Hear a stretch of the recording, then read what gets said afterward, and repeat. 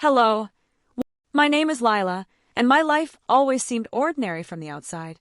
Small town girl, doting parents, and a house that looked like it came straight out of a suburban dream. But as is often the case, the surface rarely tells the whole story. Beneath the picture-perfect image, our family was a constellation of emotions, unspoken feelings that lingered in the shadows. My father, Ethan, was the kind of man who drew attention without trying. He was sharp, well-read, and always had a way of making people feel seen. Everyone in our little town admired him. To me, he was more than just a parent. Growing up, he was my anchor, my confidant, my hero. Mom was the nurturing one, but Dad, he was magnetic. He wasn't just a father. He was someone you wanted to be around. I followed him everywhere as a child, soaking up his world of stories, advice, and laughter. But as I grew older, the lines of our relationship became harder to define, and the weight of it grew heavier. When I turned 18, everything began to shift. It was the summer after I graduated high school, and the house felt emptier than ever. Mom had started taking long trips for work, a consulting job she adored, but one that left Dad and me alone more than I expected. At first, it was normal, shared dinners, quiet nights watching TV. But over time, the air between us began to change. I first noticed it in the little things. The way his gaze would linger on me during breakfast, how he'd laugh a little too easily at my jokes, or how often he'd find reasons for us to spend time together. I told myself it was nothing. We'd always been close. That was normal, wasn't it? But then came the looks. One evening, after a particularly stifling day of heat, I stepped out of my room wearing a sundress. It wasn't unusual for me to wear things like that. It was summer, after all, but when I walked into the living room, Dad's reaction startled me. "You look beautiful," he said softly, almost as if the words escaped before he could catch them. It wasn't the kind of compliment I was used to. There was something different in his tone, something that made my heart skip. I felt my cheeks flush, and for a moment, I couldn't meet his eyes. "Thanks," I mumbled, trying to sound casual as I busied myself with something on the counter. His gaze didn't leave me, and I could feel the weight of it even with my back turned. The days that followed were filled with a confusing tension I couldn't shake. We spent more time together than ever before, playing cards on the porch, taking late-night walks under the stars, even cooking side by side in the kitchen. And yet, there was an unspoken energy between us, something we never addressed but both felt.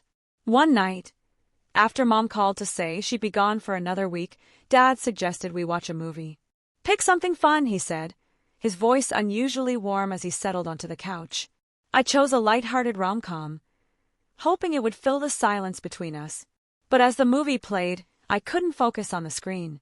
Sitting there beside him, the closeness of the space, the quiet moments of shared laughter, it all felt heavy, like we were walking a fine line neither of us dared to cross. At one point, his hand brushed against mine as we reached for the popcorn. The touch was brief, almost accidental, but it sent a spark through me. I pulled my hand back quickly, hoping he wouldn't notice the way my breath hitched. But he did. He turned to me, his expression soft yet unreadable. "Lila," he said quietly, his voice low and steady. "Yeah?" His eyes searched mine, and for a moment, I thought he was going to say something. But instead, he smiled faintly and shook his head. "Nothing," he said, leaning back against the couch. That night, I lay awake in bed, staring at the ceiling. I couldn't shake the way he had looked at me, like there was something he wanted to say but couldn't. It was maddening, this strange dance we were caught in, half light, half shadow, neither of us willing to admit what was happening. I wanted to believe I was imagining it, that I was overthinking, but deep down I knew better, because I felt it too. The connection between us wasn't the same as it had been before. It was growing, changing, becoming something I didn't know how to handle. And the worst part?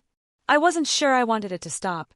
The following days passed in a blur of routine, but everything between Dad and me felt amplified.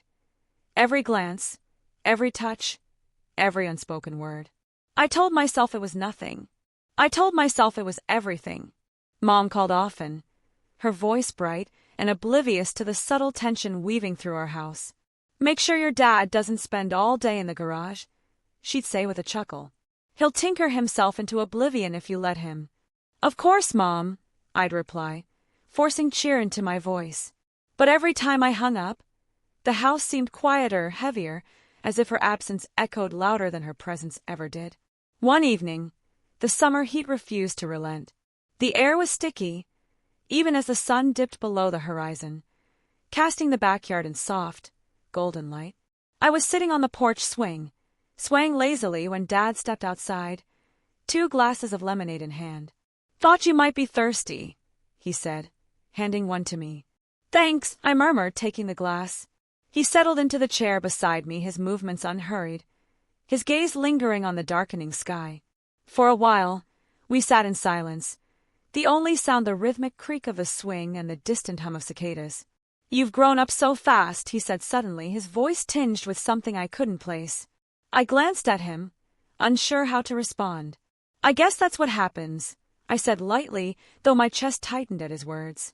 He turned to me then, his expression serious. "No, I mean it. It feels like just yesterday you were running around the yard, climbing trees and coming home covered in dirt." He chuckled softly, but his eyes were far away, as if lost in the memory. "Now you're well. Look at you." My cheeks flushed under his gaze, and I looked down, tracing the rim of my glass with my finger. "Dad," I said, half laughing, "you're making me sound like a stranger." "Not a stranger," he said quickly. "Never that, but different." The way he said it made my pulse quicken. I dared a glance at him and found his eyes on me, steady and unwavering. There was no mistaking the weight of his words, or the way they made my stomach flutter. That night I couldn't sleep. I replayed the conversation over and over in my mind, dissecting every word, every look. Was it just me, or had something shifted again? Was I reading too much into it, or was there truly something there, something unspoken but undeniable? I hated how much I wanted it to be real. The next morning, I found him in the kitchen, his hands deftly chopping vegetables for breakfast. The sight caught me off guard. Dad wasn't usually one for cooking. "Since when do you make omelets?" I asked, leaning against the counter with a teasing smile. He glanced up at me, a smirk tugging at his lips. "Since today. Thought I'd give you a break." I laughed softly, watching as he moved with surprising ease. There was something oddly intimate about the scene. The early morning light streaming through the window, the quiet clatter of utensils, the smell of eggs and spices filling the air. "Here," he said, sliding a plate toward me. "Let me know if it's edible." I took a bite, nodding in approval. "Not bad," I said. "You might have a future in this." He laughed, a low, warm sound that made my chest ache. For the rest of the meal, we talked about nothing and everything. College plans, the weather, the neighbor's unruly dog.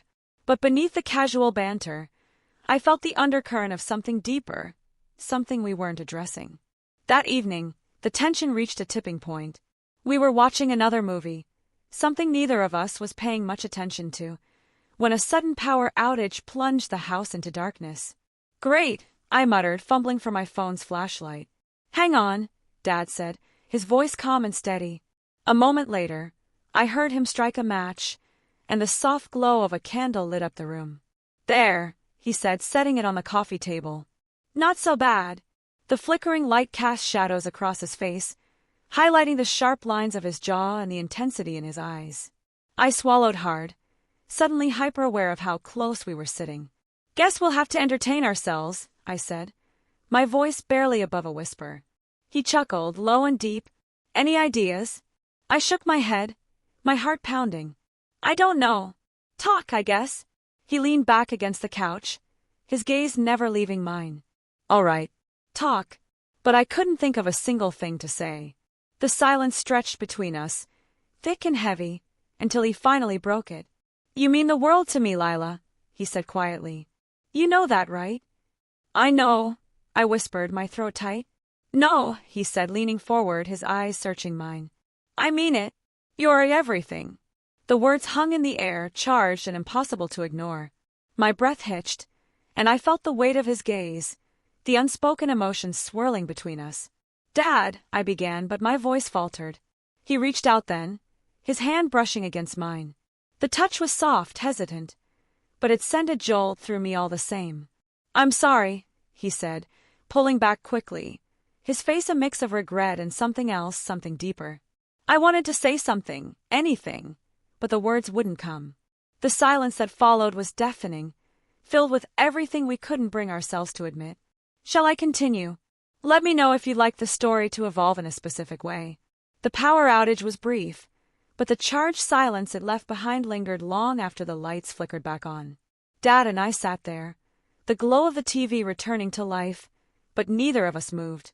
It was as though the invisible thread tethering us had tightened, pulling us closer to a boundary we couldn't define but knew existed. Lila, he said finally, his voice low, almost hoarse. I turned to him, heart pounding so loudly I wondered if he could hear it too. Yeah? He opened his mouth, then closed it again, his brow furrowing. Never mind, he said, standing abruptly. It's late. You should get some sleep. I watched him retreat down the hallway, his shoulders tense, his steps heavier than usual. For a moment, I sat frozen, unsure whether to follow or let him go. But the pull was too strong to resist. The house was quiet as I made my way toward his study, with a faint light spilling from beneath the door guided me. I hesitated outside, my hand hovering over the doorknob. Before I could second-guess myself, I knocked softly. Come in, he called, his voice calm but distant. When I pushed the door open, he looked up from his desk, surprise flickering across his face. Lila, what's wrong? I just wanted to talk, I said, stepping inside and closing the door behind me. He leaned back in his chair, rubbing a hand over his face. About what? I hesitated, searching for the right words. About us. His expression shifted, his jaw tightening. Lila, I don't think. I feel it too, I blurted out, my voice trembling. He froze, his hand stilling against his temple. For a moment, neither of us spoke, the weight of my admission hanging heavily in the air. Lila, he said my name like a warning, but his voice softened almost immediately. We can't. Why not? I challenged, stepping closer. He stood then, towering over me, his face a storm of emotions. Because it's not right, he said, his voice breaking. You know that. I looked up at him, my chest tight. But it feels right, doesn't it? His breath hitched, and for a brief, heart-stopping moment, I thought he might agree. But then he shook his head, stepping back as though the distance could erase what was happening. I'm your father, he said, as if reminding himself. You're more than that, I whispered. We didn't talk about it again for days. Life went on, or at least we pretended it did. But the tension between us only grew, a constant, unspoken presence that shadowed our every interaction. Each time our eyes met across the dinner table, or our hands brushed in passing, I felt the pull, the undeniable connection we were both trying so desperately to ignore. I thought I could handle it, that I could bury my feelings and move on. But the harder I tried to suppress them, the stronger they became. And then one night, everything changed. It was late, and the house was silent save for the faint hum of the refrigerator. I had gone to the kitchen for a glass of water when I heard his voice. Lila. I turned to see him standing in the doorway, his expression unreadable. I couldn't sleep, he admitted, stepping inside. Me neither, I said softly. He leaned against the counter, his arms crossed over his chest. Do you want to talk? I nodded, my throat too tight for words. We ended up in the living room, the soft glow of the moonlight streaming through the curtains, casting shadows across his face. For a while, we just sat there, the silence stretching between us, heavy with everything we weren't saying. I've been trying to figure this out, he said finally, his voice barely above a whisper. Trying to make sense of what I'm feeling. But I can't. My heart raced as I looked at him, his eyes clouded with confusion and something deeper, something that mirrored my own emotions. I don't want to make things harder for you, he continued, his voice breaking. But I can't pretend I don't feel it anymore.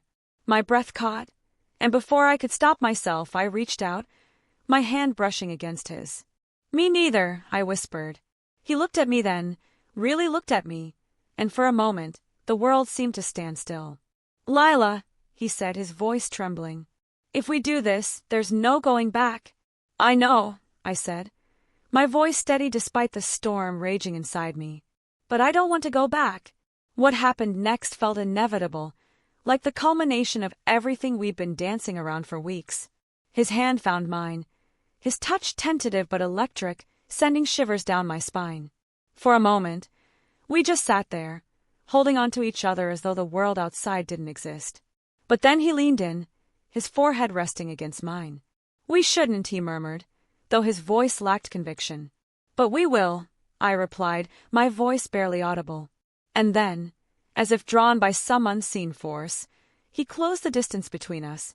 The kiss was soft at first, hesitant and unsure, but it quickly deepened, fueled by weeks of unspoken tension. My hands found their way to his shoulders, his to my waist, and for the first time, I felt completely untethered, free from the weight of everything that had held me back. When we finally pulled away, his eyes searched mine, a mixture of fear and longing reflected in his gaze. "What are we doing?"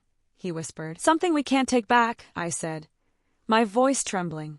He exhaled shakily, his hands still resting on my hips. "I don't know where this is going, Lila, but I can't stop." "Then don't," I said simply. "Bye."